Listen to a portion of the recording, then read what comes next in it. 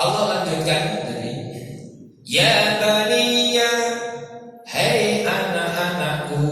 Ini kan ucapan yang lembut terhadap anak. Jangan kalau kita mau memberikan wasiat, nak kumpul semuanya kumpul.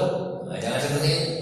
Ya bunayya, wahai anak-anakku. Ya baniya, hai anak-anakku. Ya baniya, innallaha astafa lakumuddin.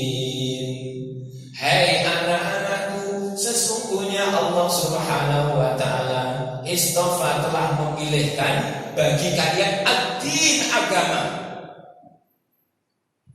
Jadi masalah agama ini ternyata sudah dipilihkan oleh Allah Subhanahu wa ta'ala.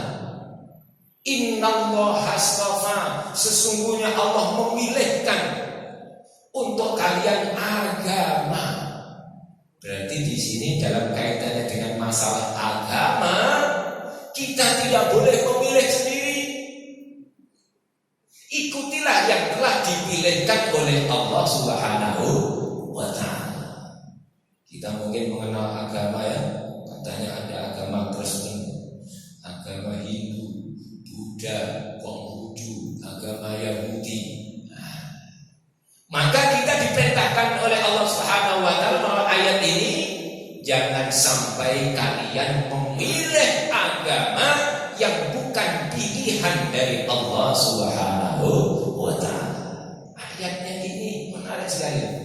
Innallaha astafa, sesungguhnya Allah Subhanahu wa ta'ala memilih bagi kalian ad-din, agama.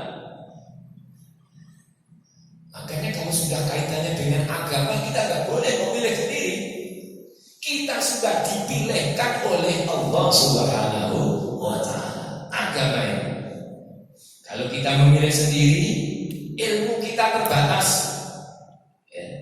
Tapi kalau yang memilihkan yang maha sempurna, yang maha luas ilmunya, Allah Subhanahu wa ta'ala, pasti itulah pilihan yang terbaik, pilihan yang benar. Jadi masalah agama kita telah dipilihkan oleh Allah Subhanahu wa ta'ala. Kalau kita milih sendiri bisa jadi itu sesuai dengan hawa nafsu kita. Kalau Islam itu kan sholatnya setiap hari, tidak sekali itu 5 kali. Enak dong yang sholat itu seminggu sekali. Enak yang seminggu sekali.